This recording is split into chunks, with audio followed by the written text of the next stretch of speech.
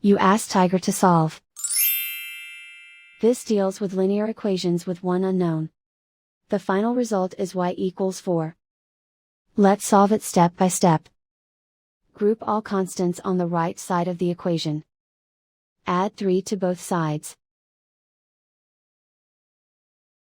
Simplify the arithmetic.